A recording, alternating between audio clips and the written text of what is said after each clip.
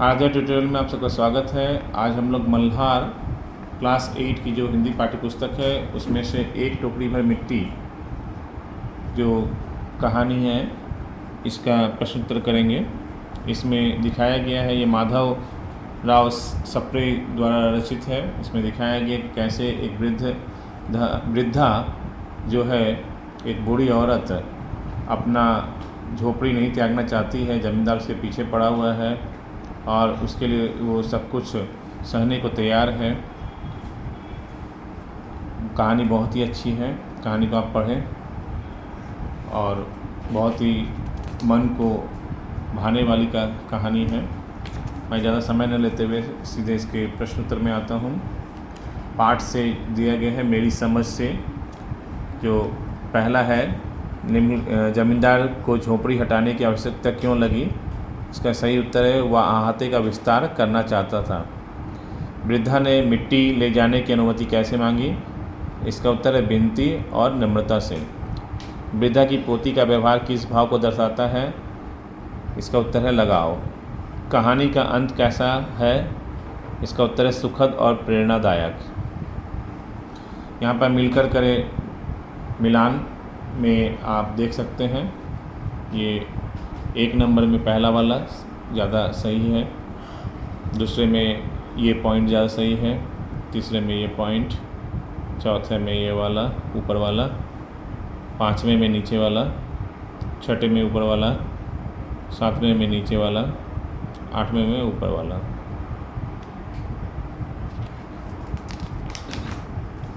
पंक्तियों पर चर्चा में आ रहे हैं। पहला पंक्ति दिया गया है, आपसे एक टोकरी भर मिट्टी नहीं उठाई जाती और इस झोपड़ी में तो हज़ारों टोकरियां मिट्टी पड़ी है, इसका भार आप जन्म भर कैसे उठा सकेंगे? इसका उत्तर है, दी गई पंक्तियों से हमें यह ज्ञात होता है कि वृद्धा ज़मींदार को यह समझाना चाहती थी कि उन्होंने जो अन्याय किया है उसका भार उठाना उनके लिए आसान नहीं होगा।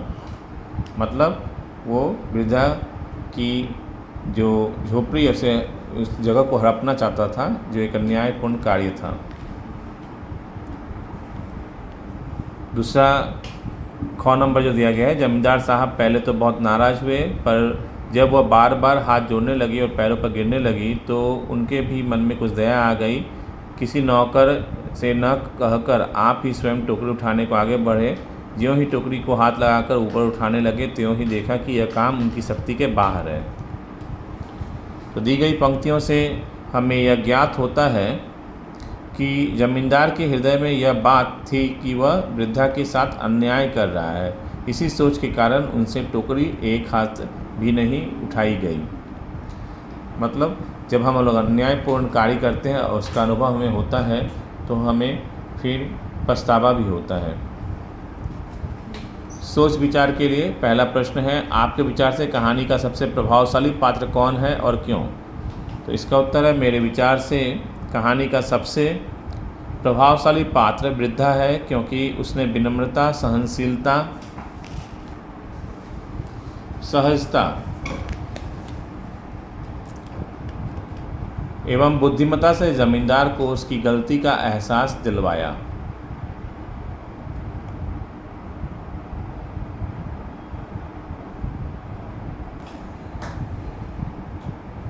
अगला प्रश्न है, वृद्धा की पोती ने खाना क्यों छोड़ दिया था? इसका उत्तर है, वृद्धा की पोती ने खाना छोड़ दिया था क्योंकि जमींदार ने उनकी झोपड़ी पर कब्जा कर लिया था। उसे उसकी झोपड़ी से बहुत लगाव था। तीसरा है, जमींदार ने झोपड़ी पर कब्जा कैसे किया? इसका उत्तर है, जमींदार ने वकीलों को पैसा देकर कानूनी दांवपेच से झोपड़ी पर कब्जा कर लिया। चौथा है, महाराज क्षमा करें तो एक विनती है। जमींदार साहब से के सिर हिलाने पर उसने कहा। यहाँ जमींदार द्वारा सिर हिलाने की इस क्रिया का क्या अर्थ है? यहाँ सिर हिलाने की क्रिया का अर्थ है वृद्धा को उसकी बात कहने की अनुमति देना। पांचवा है, किसी नौकर से न कहकर आप ही स्वयं टोकरी उठाने लगे, आगे बढ़े। यहाँ जमींदार के व्यवहार में परिवर्तन का आरंभ दिखाई देता है। पहले जमींदार का व्यवहार कैसा था इस घटना के बाद उसके व्यवहार में क्या परिवर्तन आया? इसका उत्तर है पहले जमींदार का व्यवहार अन्यायपूर्ण तथा क्रूर था। इस घटना के बाद उनके मन में दया एवं करुणा का भाव जागा और उन्हें मानवीय गुणों का एहसास हुआ। 4 नंबर है, उन्होंने वृद्धा से क्षमा मांगी और उसकी झोपड़ी वापस दे दी। जमींदार ने ऐसा क्यों किया? जमींदार को इस बात का एहसास हो गया था कि उसने वृद्धा के ऊपर बहुत बड़ा अन्याय किया है। वृद्धा के साथ या वृद्धा के ऊपर बहुत बड़ा अन्याय किया है। यही कारण है कि उन्होंने पश्चाताप करते हुए वृद्धा से क्षमा मांगी, उसकी झोपड़ी उसे वापस कर दी।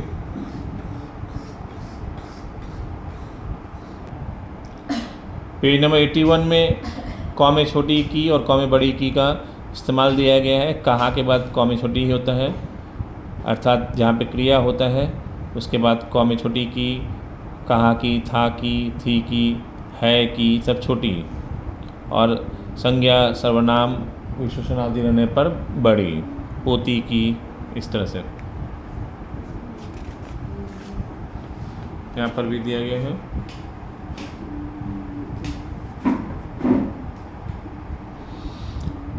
यहाँ पे गई और गई का इस्तेमाल कैसे करना है, जैसे नीचे दिए गए रिक्त स्थानों में उपयुक्त शब्द भरिए।